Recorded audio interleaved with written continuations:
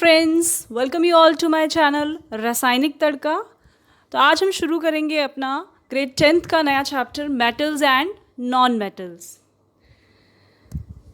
Chapter को शुरू करने से पहले मैं आप सभी से रिक्वेस्ट करूंगी, प्लीज़ मेरे चैनल को लाइक करें, इस वीडियो को लाइक करें। Don't forget to subscribe my channel and share to your friends. चलिए शुरू करते हैं। सबसे पहले इस चैप्टर में हमें लेना है फिजिकल प्रॉपर्टीज़ ऑफ मेटल्स, यानी कि धातु के भौतिक गुणधर्म। ये आप सभी 8th में पढ़ चुके हैं इस चैप्टर को, लेकिन हम जल्दी इसको रिकॉल करेंगे। मेन चीज़ ये प्रॉपर्टीज़ बताने का इस टाइम ये रीज़न है क्योंकि यहाँ से MCQ क्वेश्चन बनता है 1 या 2 नंबर के एक्सेप्शंस के बेस पर, अपवाद पर। चलिए, पहला है मेटल्स जनरली हार्ड होते हैं, यानी कि मेटल्स या धातु जो होती हैं वो जनरली कैसी होती हैं, सामान्यतः वो कठोर होती हैं। लेकिन एक्सेप्शंस हैं, सोडियम और पोटेशियम को छोड़कर। सोडियम और पोटेशियम ऐसे दो धातु हैं जो बहुत मुलायम होते हैं, सीधा चाकू से भी कट जाते हैं। नेक्स्ट, मेटल्स जनरली सॉलिड होते हैं, यानी कि जो धातु होते हैं वो सामान्यतः ठोस होती हैं। एक्सेप्शंस हैं मरकरी को छोड़कर। मरकरी रूम टेम्परेचर यानी कि कमरे के ताप पर वो कैसा होता है, लिक्विड होता है, यानी कि तरल होता है। नेक्स्ट है मेटल्स आर मेलिएबल। मेलिएबल का मतलब होता है, यानी कि धातुएं जो होती हैं वो आघातवर्धेय होती हैं। आघातवर्धेय मतलब कि आप मेटल्स को शीट की फॉर्म में कन्वर्ट कर सकते हो, यानी कि आप धातुओं को पीट कर आप किसी शीट में परिवर्तित कर सकते हो। जैसे आपको पता ही है, आपने चांदी की परत देखी हुई है, वो शीट की फॉर्म में होती है। आप अपने घर में एल्यूमिनियम फॉयल यूज़ करते हो खाने के लिए। तो ये सभी उदाहरण हैं मेलिएबल मेटल्स के, यानी कि आघातवर्धेय। नेक्स्ट है मेटल्स डक्टाइल होते हैं, यानी कि मेटल्स जो होते हैं, धातुएं जो होती हैं वो तन्य होती हैं।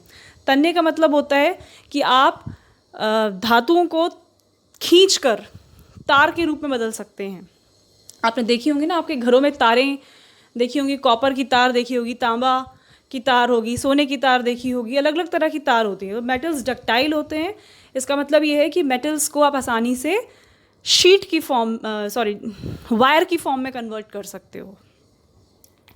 और मैंने ब्रैकेट में लिखा भी हुआ है कि सबसे ज़्यादा डक्टाइल मेटल सोना बहुत ज़्यादा डक्टाइल मेटल है, सबसे ज़्यादा तन्य है, धातुओं में सबसे ज़्यादा तन्य है।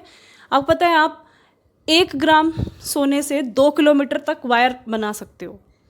चलिए नेक्स्ट, मेटल्स शाइनी होते हैं। आपने देखा होगा जनरली, सोना देख लो, चांदी देख लो, जब एकदम नया नया मेटल आता है आपने देखा होगा बहुत शाइनी होता है, यानी कि उसकी जो सतह होती है धातुओं की बहुत चमकदार होती है। ठीक है। नेक्स्ट है मेटल्स जो होते हैं they are good conductors of heat, यानी कि धातु जो होते हैं वो ऊष्मा के सुचालक होते हैं। सुचालक का मतलब समझते हो, यानी कि वो अपने में से ऊष्मा को प्रवाहित होने देते हैं, अपने में से हीट को पास होने देते हैं। इसकी बहुत ही इजी सी एक एक्टिविटी है, छोटी क्लासेस में आप करते हैं। अगर आप एक लोहे की रॉड ले लें और एक साइड से गर्म करें तो दूसरी साइड से अपने आप कोना कुछ देर के बाद गर्म हो जाता है और आप नहीं पकड़ सकते, छोड़ना पड़ेगी आपको। ठीक है। तो मेटल्स जो होते हैं बहुत ही अच्छे ऊष्मा के, यानी कि गुड कंडक्टर्स ऑफ हीट होते हैं, यानी कि ऊष्मा के सुचालक होते हैं। और उसने बता रखा है सबसे बेस्ट कंडक्टर्स कौन से हैं, सबसे अच्छा सुचालक धातु कौन सी हैं। एक हमारी सिल्वर और एक हमारा कॉपर। ये सबसे बेस्ट हैं, सबसे अच्छे सुचालक हैं। सिल्वर यानी कि आपका चांदी, कॉपर यानी कि तांबा।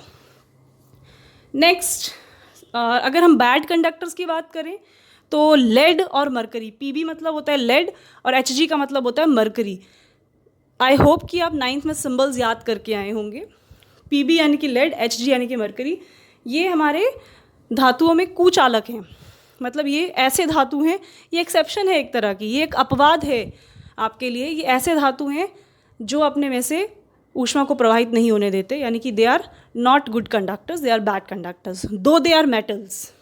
चलिए नेक्स्ट, मेटल्स का हाई मेल्टिंग पॉइंट होता है, यानी कि इनका गलनांक, जो धातुएं होती हैं इनका गलनांक बहुत अधिक होता है। ठीक है। गलनांक आप समझते हो ना, मेल्टिंग पॉइंट आप समझते हो जब कोई चीज़ सॉलिड से लिक्विड में कन्वर्ट होती है। ठीक है, यानी कि ठोस से तरल में परिवर्तित होती है।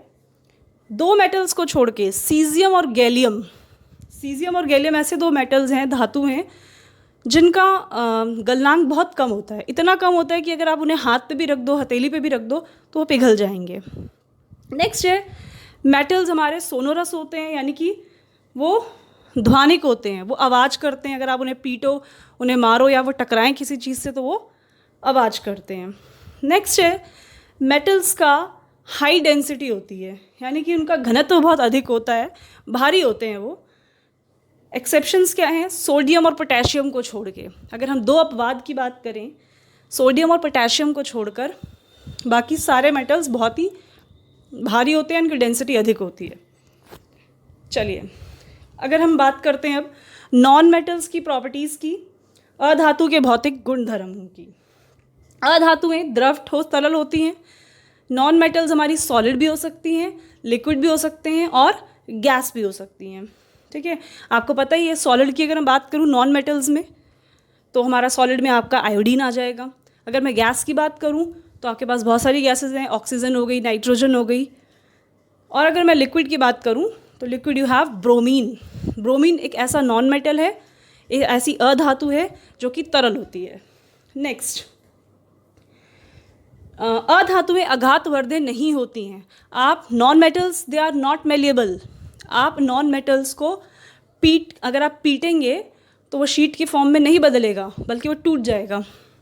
नेक्स्ट है non metals are not ductile. अधातुएं तन्य नहीं होती हैं। आप नॉन मेटल्स को वायर की फॉर्म में कन्वर्ट नहीं कर सकते। नेक्स्ट है non metals are not shiny. Non metals चमकदार, अधातु जो होते हैं वो चमकदार नहीं होते हैं।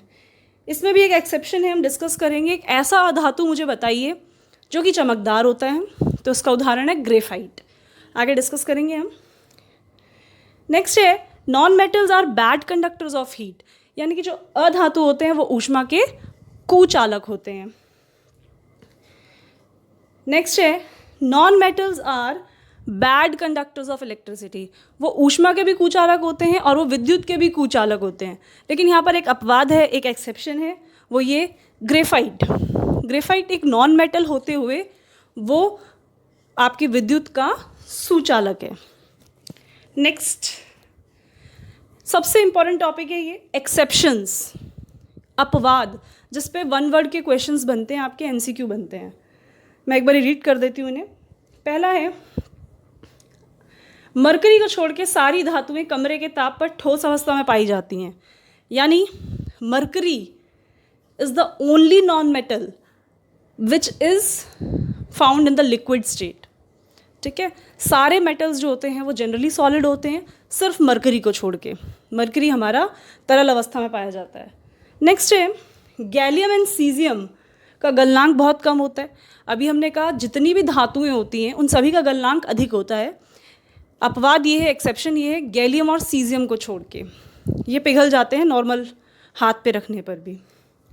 नेक्स्ट है आयोडीन, एक अधातु होते हुए भी चमकदार होता है। ठीक है, नेक्स्ट है हीरा। हीरा आपको पता ही है, जो कि एक कार्बन का अवरूप है। कार्बन के बहुत सारे अवरूप हैं, बहुत सारे एलोट्रॉप्स हैं कार्बन की, जैसे डायमंड है, ग्रेफाइट है, फुलरीन्स हैं, बहुत सारी एलोट्रॉप्स हैं कार्बन के, यानी कि अवरूप हैं। उसमें से एक हीरा है। हीरा जबकि एक अधातु है, लेकिन वो सबसे प्राकृतिक तौर पे सबसे कठोर पदार्थ है। अभी हमने कहा नॉन मेटल्स हार्ड नहीं होते हैं, अधातु जो होते हैं वो कठोर नहीं होते हैं।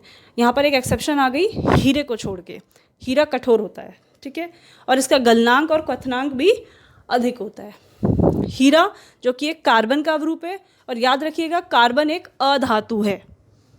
नेक्स्ट, कार्बन का एक अन्य अवरूप ग्रेफाइट है, जो विद्युत का सुचालक है।